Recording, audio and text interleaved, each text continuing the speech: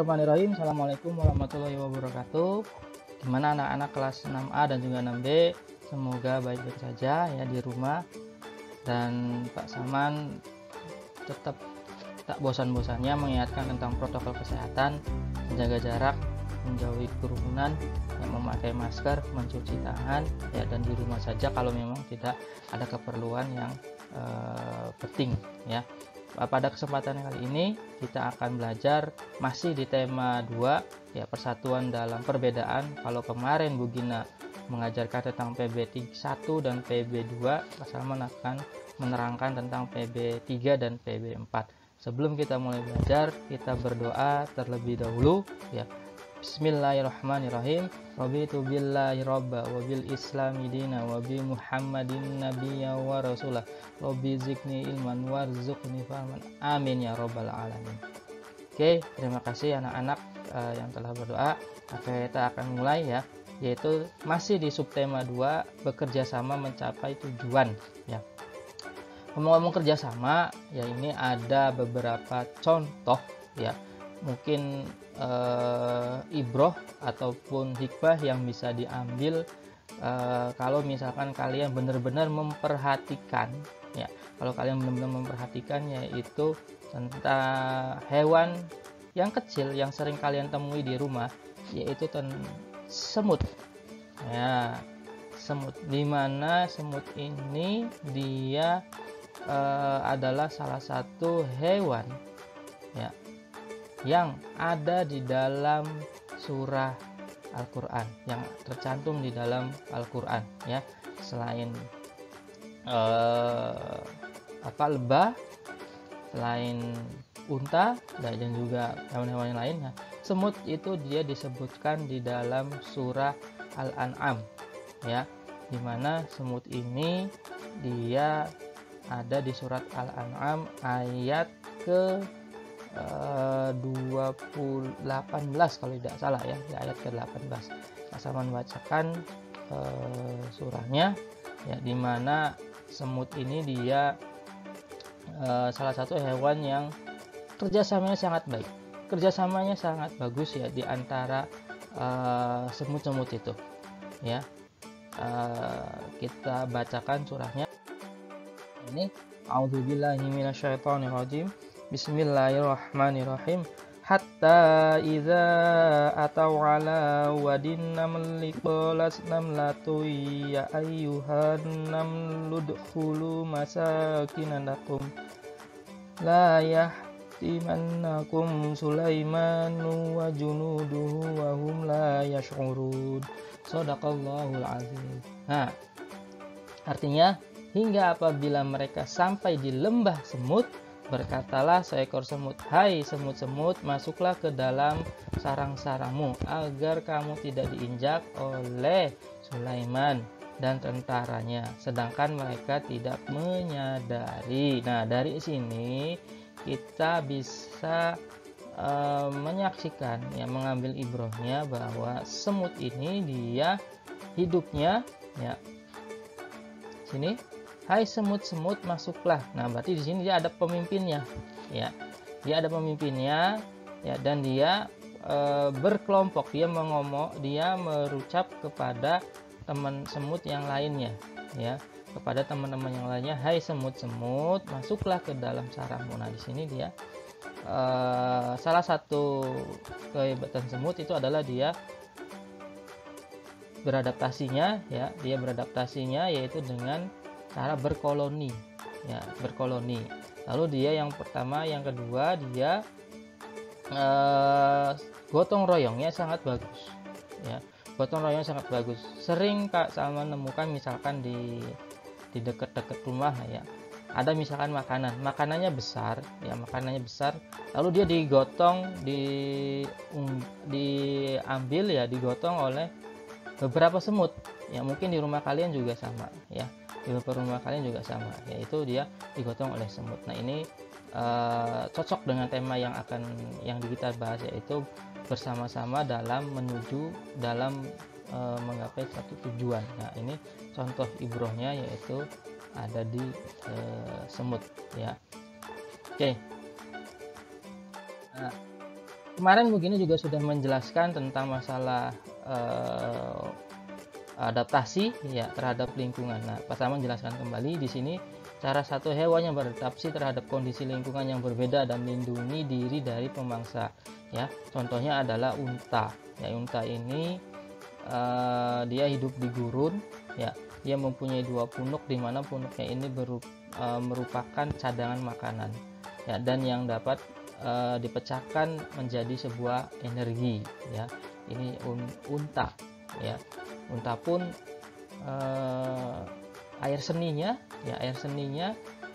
juga bermanfaat. Ya, ini salah satu kelebihan yang ada di unta, yaitu salah satu kendaraan para nabi, ya, kendaraan para nabi, dan juga dia sampai dengan air seninya pun dia sangat bermanfaatnya.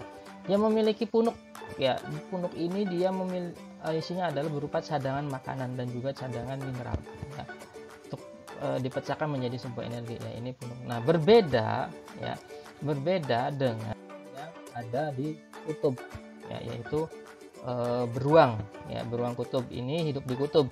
Ya, beruang kutub melakukan beberapa penyesuaian, yaitu pertama, rambutnya putih sebagai kamuflase agar tidak mudah terlihat oleh pemburu, dan lapisan lemaknya di bawah kulit itu bertahan di suhu yang dingin. Nah, ketika dia sudah memakan ya mangsa, ya, agar dia energinya tidak terkuras habis, ya, si beruang ini dia akan berhibernasi.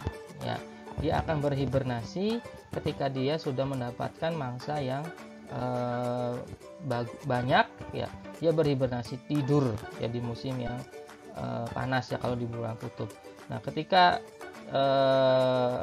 sudah berhibernasi lumayan panjang, ya, dia akan bangun dan akan mencari mangsanya lagi. Dia hanya memakan seperlunya saja, ya, tidak banyak.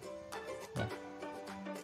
Oke, apa ini hewan yang beradaptasi dirinya dengan pemangsa, yaitu bunglon. Ya, memiliki kemampuan mimikri, yaitu kemampuan yang mengubah warna kulitnya sesuai dengan kondisi lingkungan.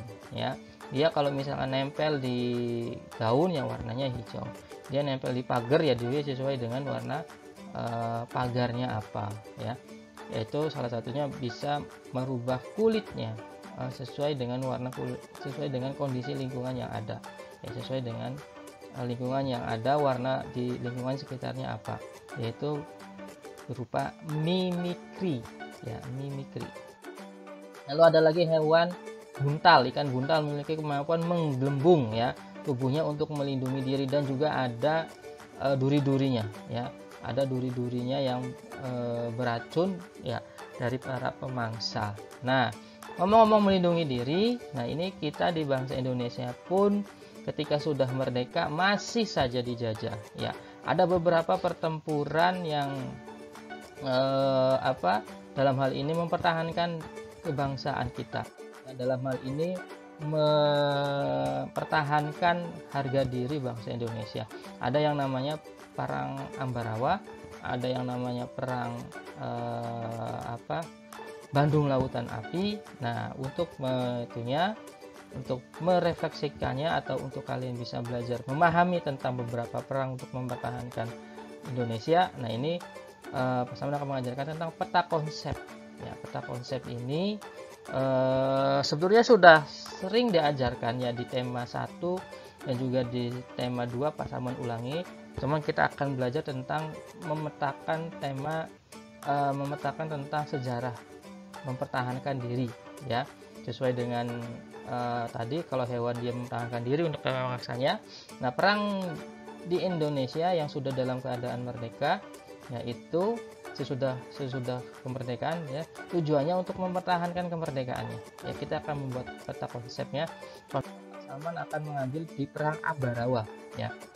Nah, Pak Saman ingatkan kembali tentang kata tanya, ya, apa, mengapa, siapa, bagaimana, kapan, dan di mana. Nah, tentang pertempuran Ambarawa ini peta konsepnya adalah kurang lebih seperti ini, ya. Apa pertempuran yang berkobar di Ambarawa? Pertempuran yang berkobar di Ambarawa. Peristiwanya apa? Ya, peristiwanya apa? Lalu mengapa? karena sekutu mengingkari. Kenapa terjadinya perang Ambarawa? Karena sekutu mengingkari janji perundingan damai. Ya, ini salah satu kejelekan daripada penjajah, ya, seringnya mengingkari janji. Seperti perang di Ponorogo, ketika Ponorogo dia diundang lalu dia ditangkap, ya, mengingkari janjinya, ya. Siapa? Nah, siapa itu tentang objek atau subjeknya, ya, subjek yang terjadi di perang Ambarawa. Siapa aja yang terlibat, yaitu tentara keamanan, rakyat, ya, atau TKR. Kalau sekarang itu namanya, dulu tuh namanya ABRI, ya, sekarang namanya TNI, Tentara Nasional Indonesia, dan pasukan Inggris plus Nica, ya, dengan sekutunya, ya, Inggris dengan sekutunya. Lalu bagaimana? Ya, bagaimana? Nah, bagaimana ini peristiwa juga yang menggambarkan tentang perang Ambarawa, yaitu Indonesia berhasil merebut Ambarawa dan sekutu mundur. Kapan terjadinya? Yaitu 12 Desember 1945, ya. 5 bulan. Bukan 5 bulan, 4 bulan. Ya, 4 bulan kurang pasca kemerdekaan Republik Indonesia, yaitu pasca 17 Agustus, ya, 45. Di mana? Nah, tempatnya di mana? Ya, tempatnya di mana? Yaitu tempatnya di Ambarawa, ya, tempatnya di Ambarawa. Nah, itu tentang peta konsep yang diterjemahkan, ya, ke dalam perang Ambarawa. Ya, ini Pak Saman buatkan contohnya seperti ini, ya, peta konsep tentang perang Ambarawa. Nah, tugas kalian itu membuat peta konsep dari kalimat atau dari perang Bandung Lautan Api, ya, Bandung Lautan Api. Pak Saman sudah buatkan teksnya. Ini teksnya tinggal kalian nanti baca, ya, kalian baca tentang peristiwa Bandung Lautan Api, buat peta konsep seperti perang Ambarawa tadi, ya, seperti perang Ambarawa, bagaimana, siapa, kapan, ya, apa, nah, di mana terjadinya. Nah, ini kalian baca terlebih dahulu, ya, kalian baca terlebih dahulu di Bandung, teks yang sudah Pak Saman siapkan ini, ya, judulnya Bandung Lautan Api, ya, ini, ya, tentang Bandung Lautan Api. Dan kalian buat peta konsepnya, ya. Peta konsep ini sebetulnya banyak bentuknya, tapi yang paling sederhana adalah yang tadi, ya. Kalau bahasa lainnya mind mapping, ya, map mapping itu namanya peta konsep, map mapping. Nanti peta konsep ini akan terus kalian temui, ya, baik nanti kalian sudah lulus SD, di SMA, di SMP, dan juga nanti kalau misalkan kalian di perkuliahan, pasti akan kalian temukan map mapping, ya, peta konsepnya seperti apa. Nah, untuk peristiwa-peristiwa yang, atau untuk kejadian-kejadian yang sangat sederhana, atau untuk tujuan yang lain, map mapping ini bisa digunakan. Nah, makanya sebagai dasarnya kalian untuk membuat peta konsep di SD, nah, seperti ini, ya.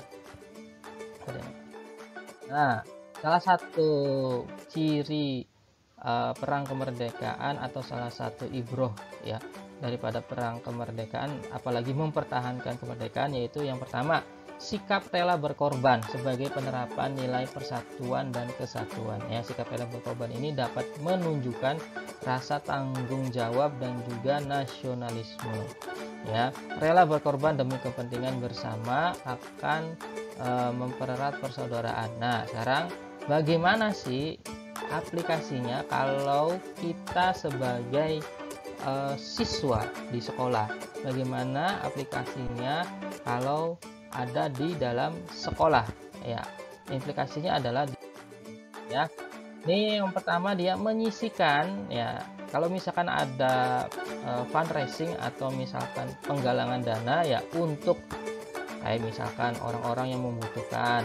Nah, kita nyisikanlah uang saku kita, ya, dan pakaian yang layak pakai untuk membantu korban bencana alam. Nah, itu salah satu aplikasi ke dalam kehidupan di sekolah, ya, dan juga kehidupan nanti kalau misalkan kalian di masyarakat, ya. Oke, Baik, sebelum kita akhiri, Pak Saman ingat kembali tentang tugasnya, ya, yaitu yang pertama membuat peta konsep tentang peristiwa Bandung Lautan Api. Ya, teksnya bisa kalian baca, bisa kalian screenshot tuh di slide sebelumnya. Dan yang kedua, tuliskan surah dan ayat yang menerangkan tentang unta, ya, Arab dan terjemahannya. Ya, Pak Saman akhiri. Hafalah, cerdas, berakhlak mulia, dan berprestasi. Kita tutup dengan doa kafaratul majlis. Subhanakallahumma wa bihamdika asyhadu an la ilaha illa anta astaghfiruka wa atubu ilaik. Kurang lebihnya Pak Saman mohon maaf. Billahi taufik wal hidayah.